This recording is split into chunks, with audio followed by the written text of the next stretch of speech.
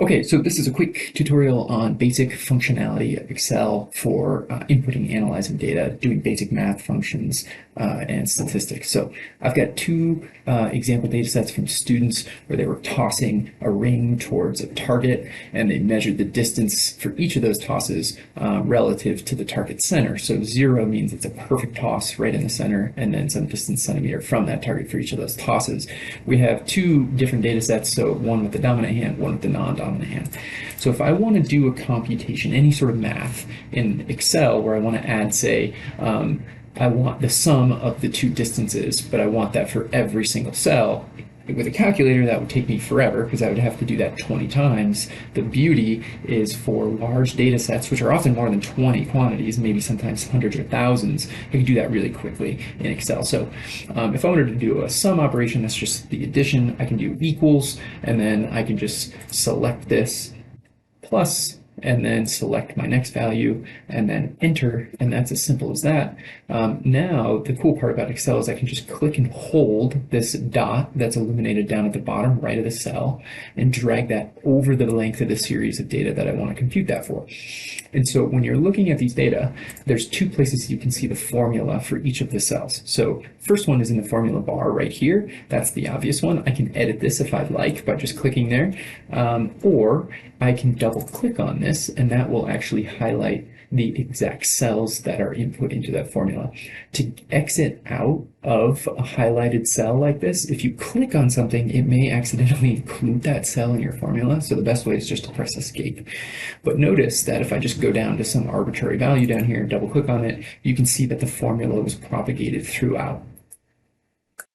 So we can also do virtually any other mathematical operation that you could do on a calculator and then some. So let's pretend that I want to take the natural log now of these sum values. Natural log, exponents, those sorts of things would be really valuable in a Chem 108 data analysis. So similarly, I'll say equals, that tells it that I'm going to input formula. And now I need to put the command for the mathematical function I'm going to apply. So in this case, natural log is just ln. You can Google this if you need special commands. A lot of them are pretty intuitive. Natural log, and then I need, anytime I'm putting in a command like this, not just simply a plus or a minus, I need to follow it by a parenthesis, and then it's telling me input the number I want to take the natural log of, and then I need to always close my parenthesis. Press enter. Now I have natural log of that value. Similarly, I can drag this box down.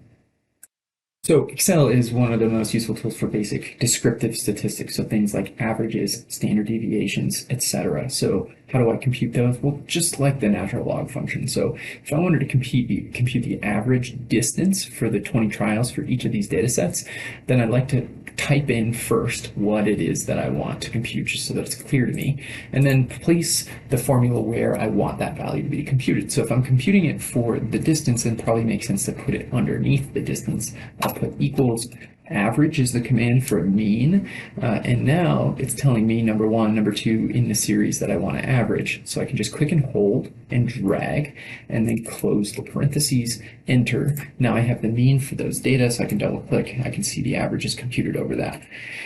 What's cool about Excel is that once you compute a formula, I can copy this by just going to copy, and pressing copy, or if you're using a keyboard, you can do Control-C or Open Apple C on a Mac.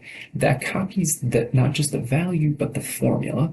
And so if I wanted to apply the same formula, but over these values, then I can just copy it, move over here, and then go to paste or Control-V, and now notice that the value is different, and if I look at the formula by double clicking, I've computed it over this, so that saves me a ton of time. So for standard deviation, I can click equals STDV, and we're going to use the first option here. I can click that, or I can just start typing with my parentheses. Similar, I'm going to capture this value.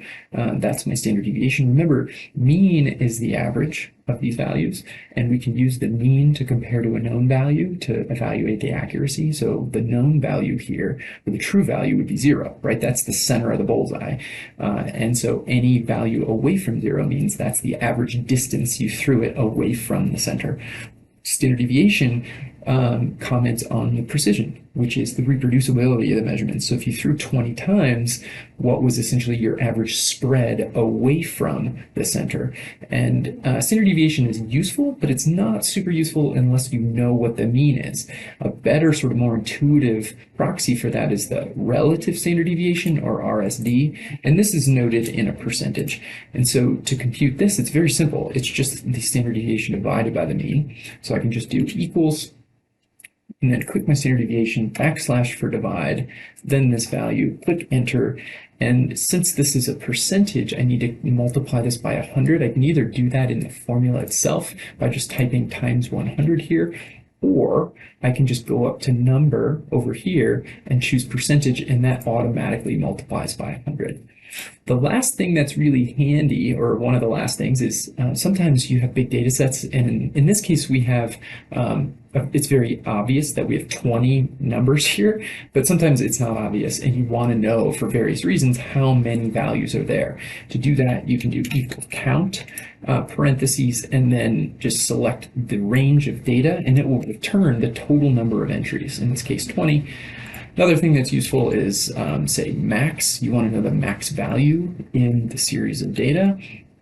Then, rather than dig through it yourself and find it, you can just capture that really quickly. Similarly, you could do min, you could do median, mode, any of those other descriptive statistics. These ones are most useful to us. I'm going to show you a quick trick then, just like I did before where I copied this formula and moved it over here. I can actually copy multiple formulas. So I can just copy that whole set and then move it over here. And now I've computed, if I look at any one of these values, I'm computing it for the values in these series.